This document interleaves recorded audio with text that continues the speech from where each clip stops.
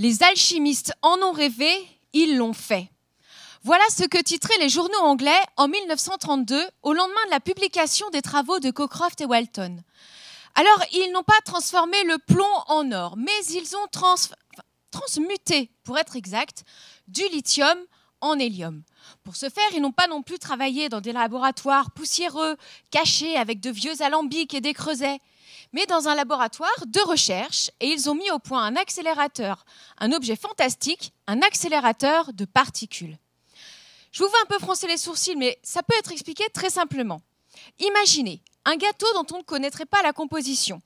On le place au bas de notre système, on se met au-dessus, on a un stock de billes, ce sont nos projectiles, on accumule une très très forte énergie, et boum, on vient exploser le gâteau. Et là on découvre caramel, chocolat, cacahuètes.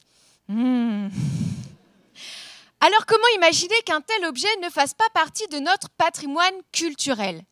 Eh bien là est tout l'enjeu de ma thèse, puisque je me suis demandé comment est-ce qu'un objet scientifique qui a été utilisé dans un laboratoire de recherche et contemporain, fabriqué après les années 50, est patrimonialisé.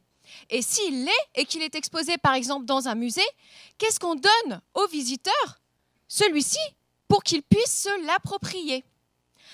Alors j'ai mené ma petite enquête à travers le monde et les époques, et en tout j'ai retrouvé 127 accélérateurs de ce type. Seuls 15 existent aujourd'hui encore, et 5 uniquement conservés dans des musées. À Lyon, nous sommes chanceux puisque le musée des Confluences en fait partie. Une partie de mon travail a donc consisté à éplucher mot à mot le contenu de cette exposition pour voir quels sont les éléments qui sont donnés aux visiteurs pour qu'ils puissent interpréter cet objet et se l'approprier. Mais mettez-vous à la place de celui qui le voit pour la première fois, puisque vous êtes déjà tous allés au musée, bien évidemment. À quoi peut-il bien nous faire penser ? Eh bien, pour des auteurs de bande dessinée, il sert à modifier les ondes cérébrales, à imager une science dangereuse, mystérieuse. Pour un auteur de science-fiction, il a servi à traduire le message des extraterrestres. Et il a même servi à tester les pouvoirs de Superman. Toutes ces représentations que nous nous faisons de l'objet interfèrent dans notre manière de le voir. Et au risque de vous décevoir, eh bien non, il ne fait pas d'éclair.